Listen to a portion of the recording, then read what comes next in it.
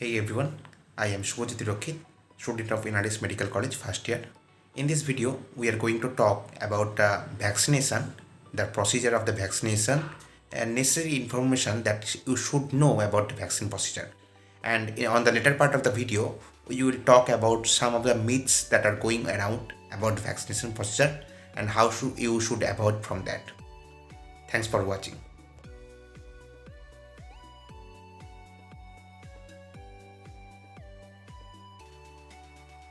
In the first part of the video, I am going to discuss about the vaccination procedure.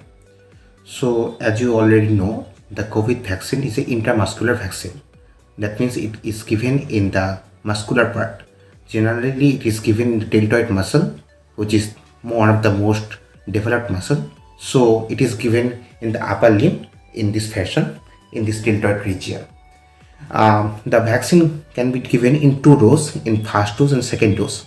For taking the first dose, you need to register on the CoWIN app. As you know, CoWIN is a government portal where you can register for the vaccine. The registration process is quite simple and easy. You need to put your phone number and your Aadhaar card ID or voter card ID. After that, you can be registered on that website and you will be given a necessary date in which you need to go to the center for vaccination.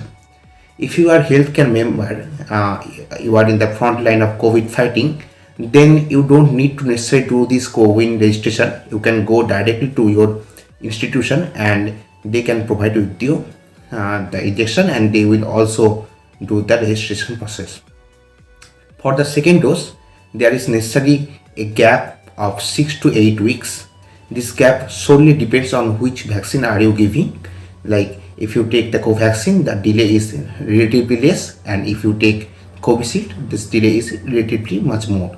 This delay is quite necessary for the class switch of the antibodies in your immune system. So don't do hurry in taking the second dose. How much you delay is solely depends on you, and this delay will help you to make the booster dose much more effective. So for the next part, we will try to discuss about some myths about the COVID vaccine.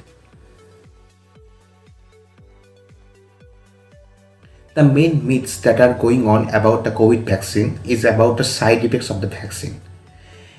In the recent studies, if you find the Lancet paper or in the WHO studies, you can see even in the autoimmune disease, you still can get the vaccine and it will be totally safe. Patients with Hashimoto hyperthyroidism and Gamma-Berry syndrome is given with the vaccine and they don't suffer from any autoimmunological deficiency or any other allergic reaction is seen. If you have any other condition like allergy, bronchial asthma or any other disease, you should consider with your family doctor, but most of the cases you can get the vaccine and take any allergy suppressing medicine, but you should also consider with your doctor. Normal general people, there is no prominent side effect is seen due to this vaccine. In some cases, blood clot formation is seen, but that is not present in our country. Generally, for general people, the muscle pain and fever is seen, but that is quite mild. Generally, the muscle pain is present near the place where the vaccination is done. That means in the deltoid region in the upper limb, and that pain goes after one day. This is not a bad sign at all. This response is just immunological response and shows that your immune power is good. Nothing to worry about. So don't delay about vaccine taking, just take it. Another part of the vaccine myth that is going around, that after taking the vaccine there is no need to wear a mask, you are totally immune to corona, everything, but it is totally false. After taking the vaccine you are still vulnerable to the virus. So why we are taking the vaccine? This is quite common question and everyone asks this. The thing is, vaccine lessens the effect of the virus. So if after taking the vaccine, if you are again affected by the coronavirus, in your immune system already antibodies are present and they will fight against this virus, and the effect of this disease will be lessened. Thus, in any vaccine you take, Covaxin or Covishield, whatever you take, most of the cases, after taking the 2 doses of the vaccine, the chances of being morbidly sick due to corona is lessened very much. So, for this very reason, you need to take precautions all the time, like wear the mask and face shield and everything, but at the same time you need to vaccinate yourself also. So that's the main part. You need to be secure and also don't take part in the myths. A very common myth that the vaccine, the Covishield and Covaxin, has different efficacy. So you should choose between which vaccines you should take, or we need to wait for the Pfizer vaccine or for the Moderna vaccine. But these talks are quite unnecessary, because though the vaccine efficacy are different for different vaccine, the efficacy is not the measurement of the efficiency of the vaccine. All of the vaccines are 100% efficient to prevent you from morbidly ill.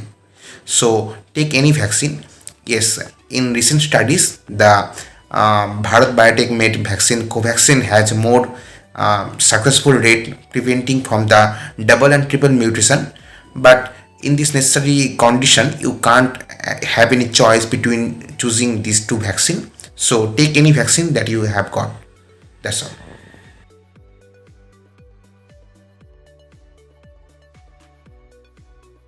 Us who are in on the age of 18 to 20 have the belief that we are quite immune from the virus because our immune system is strong rather than the morbidly ill patients. But that is not quite true, because in though we are relatively much more strong in the immune systems, but in this current scenario, if you saw that younger generation people has more chance of diabetes. Now more and more days, India and USA suffers from the obesity patients and who are in the age range of our age. So that is a main problem, that though we are looking very fine and healthy, but in our immunological system there may be defects. So don't take the chance of not taking the vaccine that you are okay and fine and you will not going to get the virus. So that's one point. Another one point that another belief is happening that though if we got affected by the virus, the symptoms and the effect will not be severe any way. But that's not true also. In recent studies, there is one new kind of hypoxia happening in the youngsters, that is called happy hypoxia. It sounds funny, the name, but the thing is not funny at all. In the happy hypoxia, what happens that as our immune system is more strong than any older age people, we don't understand and feel there is hypoxia is happening. There is mild vomiting tendency, mild fever due to COVID, and mild dizziness. But without that, there is no any evidence of hypoxia. But tissue is suffering from the hypoxia. Even the SpO2 level, the saturation level of oxygen, drops down below to 81% till some youngsters don't feel any hypoxia. This is called happy hypoxia and it can be life threatening. So the moral of this is one thing, that whatever age range you are, take the vaccine when available. So that's all. This is a small introductory video. I hope you learned something from that, and if you find it useful, please share it with others so they can know these little details. Thank you very much.